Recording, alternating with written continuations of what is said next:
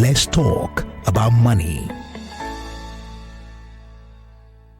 If you've made a decision to aim for a long-term and successful finance career, taking the Chartered Financial Analyst CFA exam and studying the curriculum is an excellent way to ensure you have a strong knowledge base and top-notch skills.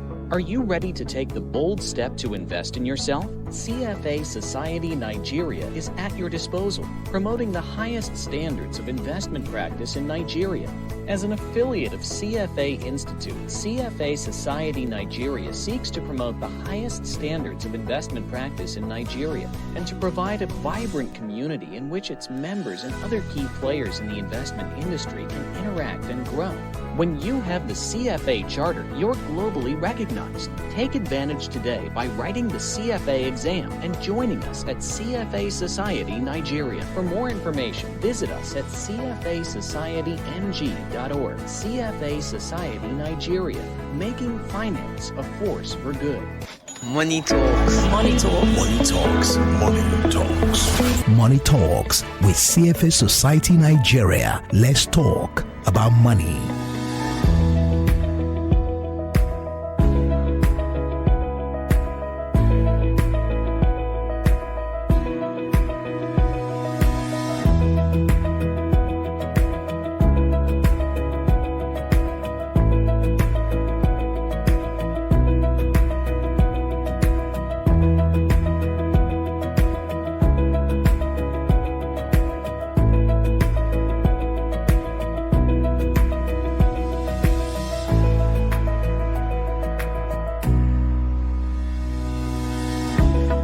Hello everyone, and thank you so much indeed for joining us on yet another episode of Money Talks.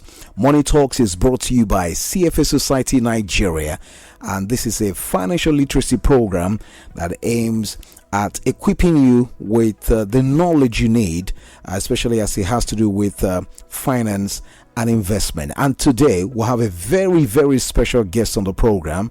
His name is Okey Umeano. Okey Umeano is the Chief Economist at Securities and Exchange Commission, SEC, Nigeria. In that role, Okey oversees research, risk management, and international relations. He is also the capital market specialist advisor on the African Development Bank sponsored West African Capital Markets Integration WACMI project. Previously, Okey was with Central Bank of Nigeria in various roles, which included helping to manage the external reserves. In his spare time, he tutors candidates for CFA, FRM, ICANN, and ACCA exams, and writes a monthly column in ABAFR, ACCA's member magazine. He holds an MBA, MSc, and PhD in finance. He is a CFA charter holder and the first vice president of CFA Society Nigeria, where he continues to volunteer. Okey is a fellow of the Association of Chartered Certified Accountants, FCCA. He's a member of the Institute of Chartered Accountants of Nigeria, ICANN, and Chartered Institute of Stockbrokers, CIS, and Financial Risk Manager, FRM. Let's make welcome Mr. Okey to the program this evening. Mr. Okey Umeano, so good to have you on the program. Good evening to you. Good evening. Thank you, Pastor Smart. It's good to be here today. We're so good to have you. We are sure that we're going to have a very, very robust conversation with you around our subject of discussion today, because in talking about this subject, we can't get anybody that we can actually say that is going to discuss it better than Okey. And today we're talking about how the Securities and Exchange Commission, the role that it has in investment. That's what we're talking about, following on from last week. SEC's role in investment is our subject of discussion today. So, Mr. Okey, very, very quickly, as we get into it, let me ask you, as the apex regulator, talking about SEC right now, in the Nigerian capital market, what exactly can you say is the job of this Securities and Exchange Commission? Okay, thank you. The SEC is, like you said, the apex regulator in the capital markets. it has three mandates. One is to regulate the capital market. In that role, the SEC ensures that the market is fair. It ensures that there's good conduct in the market. It registers operators and securities in the market. So it acts as the umpire to ensure that the market is fair to both the issuers, the investors, and the operators. In the second mandate, the SEC develops the capital market. So in capital market development, it develops products and also the investors. Okay, so it ensures that when operators bring products, it certifies them as good for the market, and also helps to encourage investors to invest in those products. The third role is investor protection. The SEC ensures that investors who invest in the capital markets are not cheated, that they are treated correctly, they are treated in a way that encourages them to keep investing. So the SEC has these rules in the market. And to make it clearer for those who are listening to us this evening, you've mentioned the capital market. I want you to draw a distinction between the capital market and the money market, just so we can set the record straight. Oh, okay. So it's just about tenor of instruments. So in Nigeria, the capital market handles instruments that are above 1 year. So when an instrument is, for instance, a bond, it's 1 year and above, I would say it's a capital market instrument. When it is below 1 year, we say it's a money market instrument. So when you have things like treasury bills, repos and things like that, we say that they are money market. That's our definition of it in Nigeria. While in the capital market, we say bonds that are higher than 1 year, equities, commodities, and many other instruments are capital market instruments. But like I said, that's the Nigerian definition. If you go to some countries, they keep the money market under the capital market and the Securities Commission, regulator. But in our market, this is how it is. Okay, this is also a subject of a lot of legislations. In fact, the National Assembly recently, they had passed the 2023 Investment and Securities Bill into law. And what that means is that the 2007 Investment and Securities Act, which is known as ISA, was repealed. Can you tell us, Mr. Umeano, how does this new bill actually affect the average Nigerian investor? Thank you for that question. This bill is a bill we've been working on for about 3 years or even more. And it's all built to, improve the capital market, to make it bigger, to make it deeper, and to make it better for investors, to provide more opportunities for investors. So what happened is that the 2007 Act became outdated. What do we mean by outdated? It's a dynamic market. The market changes every day. So the Act, we got to a point where the Act was no longer enough or was no longer sufficient to cover some of the new things happening in the market. For instance, we have new products that were not there when that Act was put in place. We have new actors in the market. You can see how fintech is, permeating the market now. These things weren't there in 2007 when that Act was passed. So this Act is supposed to accommodate these new operators, these new instruments, and new happenings in the market. And the Act is now more up to date and in line with present happenings, okay, in Nigeria and on the globe. So this Act also protects the investors more, because we have made certain provisions in that Act that strengthens the SEC to ensure that they are better able to carry out their investor protection activities. So in that wise, we have amended some of the provisions around Ponzi schemes, around illegal fund managers, around certain unwholesome practices in the market, to ensure that those practices no longer happen. So this bill is for everyone, not just the investors. It's also to encourage issuers to, do more in the market, and also to provide better opportunities for operators. So it's a bill that works for everyone. I'm glad you actually mentioned the issue of Ponzi schemes. I'm going to keep that by the side because I'm going to go back to Ponzi scheme and how SEC can actually come into that to bring some kind of a regulation. But before we get there, you mentioned you've been working on this particular bill, this 2023 bill that the National Assembly just passed for some time. Can you walk us through some of the key highlights of this bill? Is there any difference or similarities with that of the 2007 Act, which was repealed? Yes. This bill has a lot of differences. So there are many things that we have updated. For instance, we have updated the powers of the SEC to cover these new products and areas I told you about. So that's one. But I can go into detail. The first one is we have tried to put in provisions, or we are putting provisions to encourage a commodities ecosystem. So let me explain. Nigeria is a commodity-driven economy. We have oil, we have some gold, we have some other minerals. But we are blessed with agricultural production. We're able to make agricultural products in very large amounts. In fact, agriculture employs the larger number of the working population of the country. Yet, before now, we did not have strong commodities markets to aid this agriculture.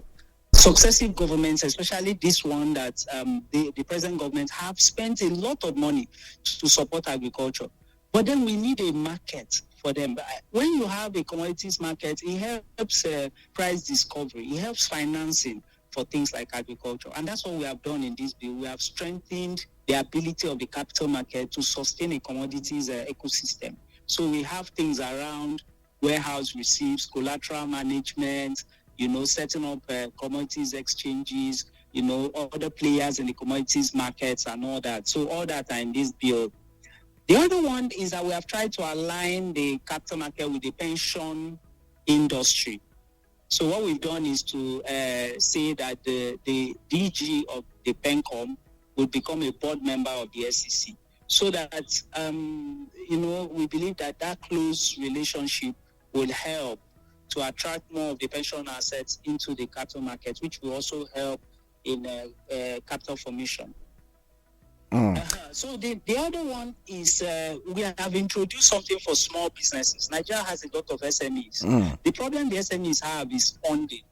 They are not able to really access the capital market for funds. So what we've done is to introduce crowdfunding.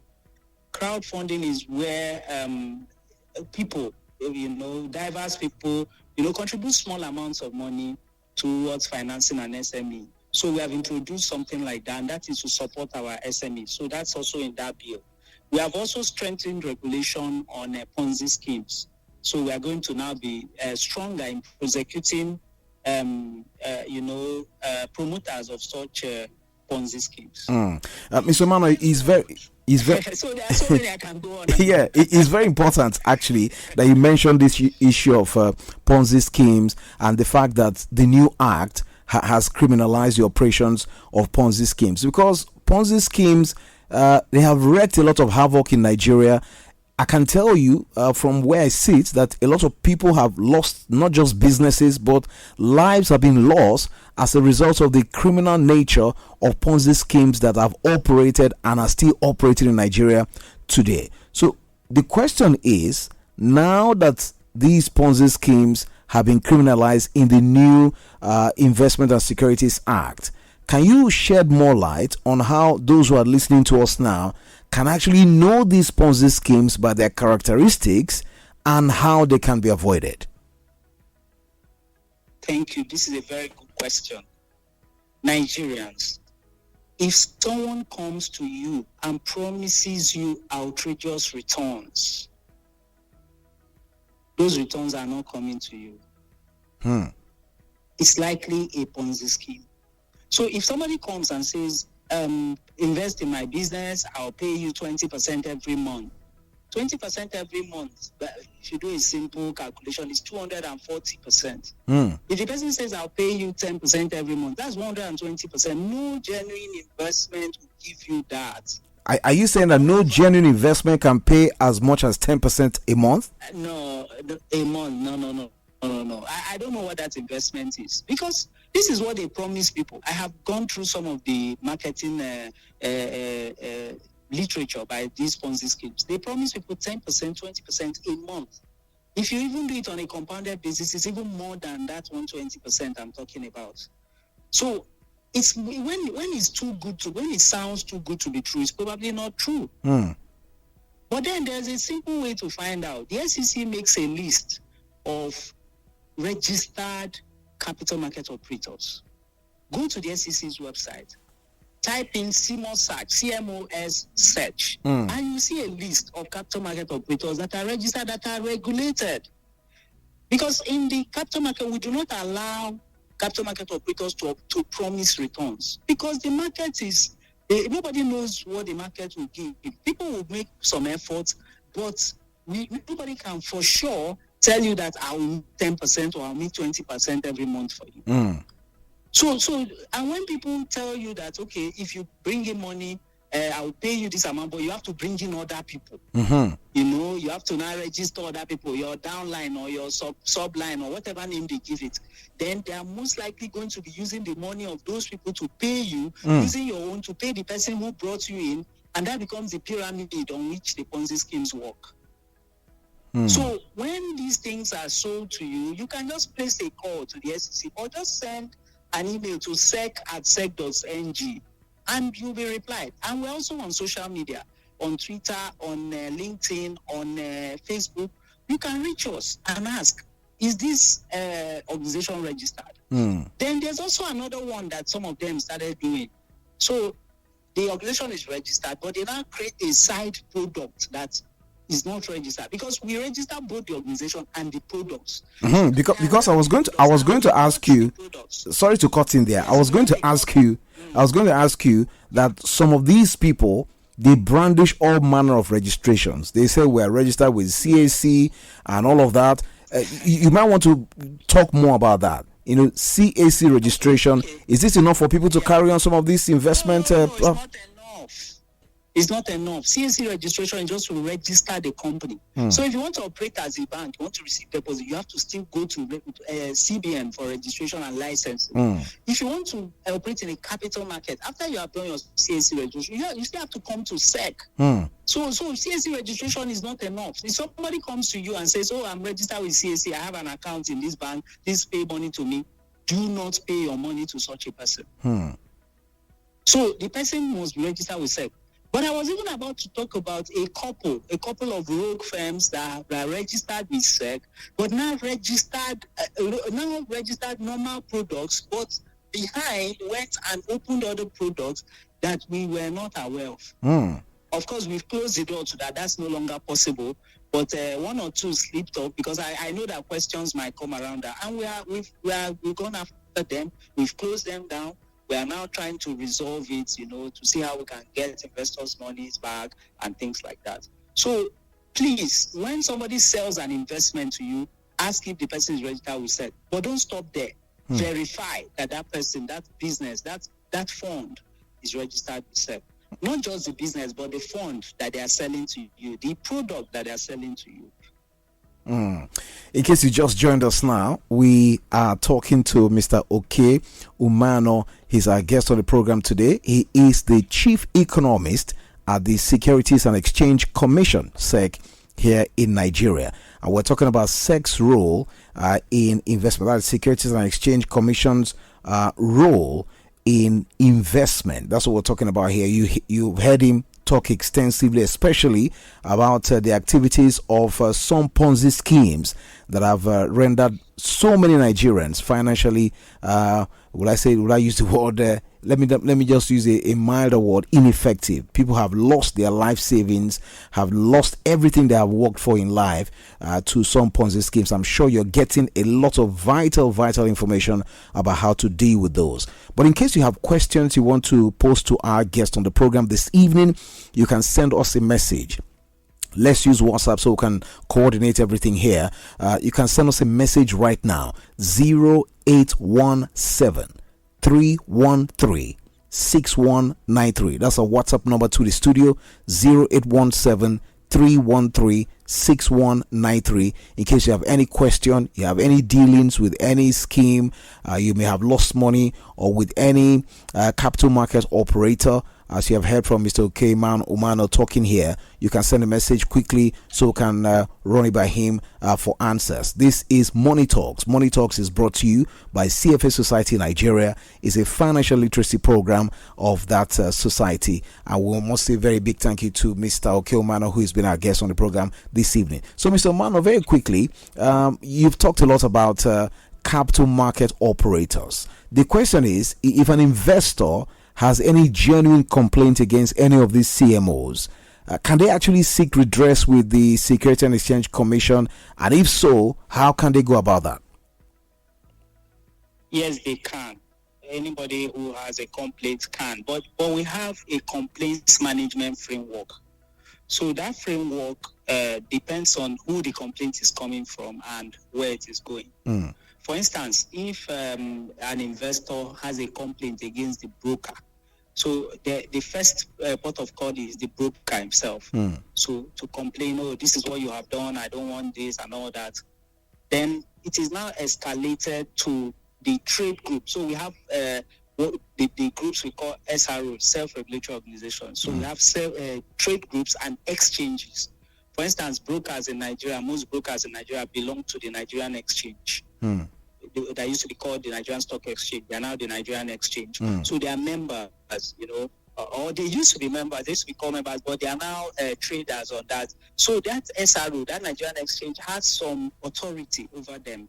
So we have delegated some authority to the exchange over these people. So when the broker doesn't solve the problem, you escalate it to the exchange. The exchange will most likely be able to solve it. If the exchange cannot, then it's escalated to the SEC. Then if the complaint is against the exchange directly, that one can be brought straight to the exchange, to the SEC, if it's against the exchange. Or if it is the exchange that is complaining against an operator, is brought. So there are these steps that one can take. But yes, one can gradually escalate it to the SEC. So if you go, and we've given them time, they have sometimes 2 days to respond to you and 2 weeks to solve the problem. So if they don't solve that problem, if they don't respond to you within 2 to 5 working days and they don't solve the problem in 2 weeks, then you go to the next level. So if you go through this framework, your problems would most likely be solved. So remember, one of the mandates of the SEC is investor protection, and we take that mandate very seriously. So when we know that you have a complaint and that complaint has not been handled correctly, we are going to swing into action and we'll make sure we handle it. Okay, as we begin to bring this program to a close, Mr. Umeano, let's now talk about unclaimed dividends. We are told that currently unclaimed dividends stand at about 170 billion naira, and that's a lot of money. We heard recently that because of the Finance Act of 2022, that state and the federal government will take over the funds after a while. Let's talk about this. How is your organization helping to curb this menace of unclaimed dividends? And just shed more light on that, especially with the states and federal government taking over funds after a while. These are people's monies, aren't they? Okay, yeah. Let me start with that last one about the government taking over the funds. So the government set up a fund, to hold those funds. But in holding those funds, anytime any investor, any owner of the fund comes, the fund is made available to that person. Oh, wow. So it's not like the federal government has taken the fund or the government has taken the fund and it belongs to them now. No. So I just needed to make that clear. So let Nigerians understand that nobody is taking their money. Their money remains there, even if it is 50 years from now and they wake up and come and claim their money, the money will be paid to them. But now let me answer the unclaimed dividend question. The unclaimed dividends have accumulated because many people see the dividends as small and not worth the effort to get them. Okay, so just last week I was speaking to a colleague, and he told me that he thinks he has dividends in many companies, but he hasn't gone to get it. And as I was about to start speaking to him, somebody else who was with us said, why haven't you gone? I did my own and I got all my money. So he said, so it's possible to get it. Then I explained to him that it is. All you need to do is find out the companies where you have these dividends.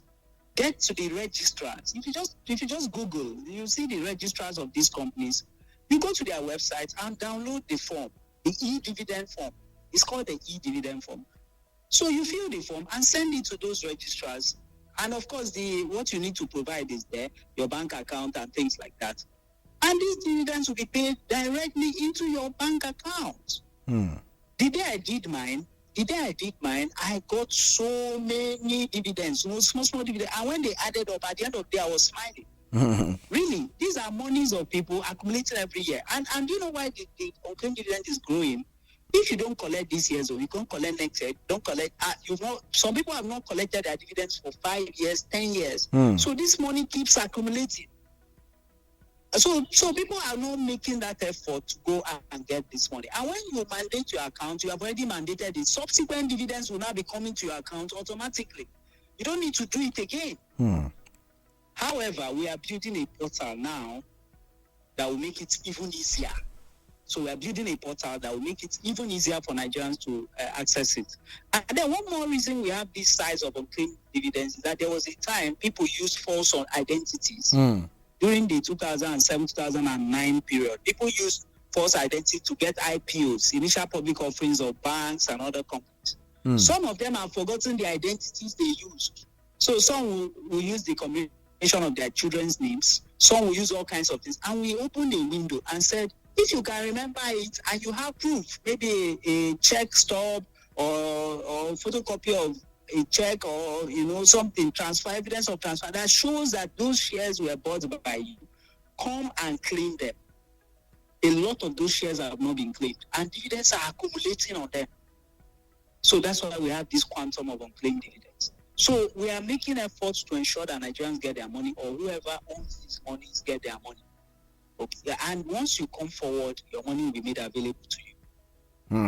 Just very quickly, Mr. Umeano, I don't know if you can take this question just in 1 minute. The way you have said it, does it look as easy as that? Because sometimes Nigerians will say, I've been here, I've been there, I've gone to this office, I've gone to that office. They get tired of the rigorous processes associated with these things you're talking about now, and then they give up. Is it as easy as you're making it sound? It's as easy as I'm making it sound. And like I said, if you're not able to, if a registrar is frustrating you, send an email to sec@sec.gov.ng. sec@sec.gov.ng and complain and say that you fill this form, this registrar refused to pay you. Because we've warned them. But like I said, we are building a portal that will even make it easier. That will make it even easier. What we are trying to do is, presently, under the present system, if you have dividends in 5 companies, you have to reach out to the registrars of each of the 5 companies. But what we are doing now is to have a database or a central place where if you just mandate, all the registrars can access your details from there and pay you from there. So you just do it only once. Like when I did my own, I had several companies, so I went to several registrars. But that's once our portal is up now, then that will be a thing of the past. If you just do it for one, it goes for all. So it's as easy as that. And if anybody is frustrating you, let us know. Okay. Thank you so much, Mr. Okey Umeano, the Chief Economist at the Securities and Exchange Commission, SEC, here in Nigeria. It's been a lecture of some sort on the program this evening. We must appreciate you for your time on the program. Thank you so much, Mr. Okey Umeano. Thank you, Pastor Smart. Thank you for the good work you're doing, and thank you for educating Nigerians in finance. You're welcome, sir. Thank you so much. And that's our show for today. It's been an expository of some sort. You would agree with me. We couldn't even take calls just because we wanted you to soak in the information coming from Mr. Okey. It doesn't get better than that. Thank you for your time on Money Talks, brought to you by CFA Society Nigeria. You follow us on Instagram. Follow us on Facebook. LinkedIn, YouTube at CFA Society NG, or go to the website www.cfasocietynг.com. That's how to follow. Go to the website so you can get more information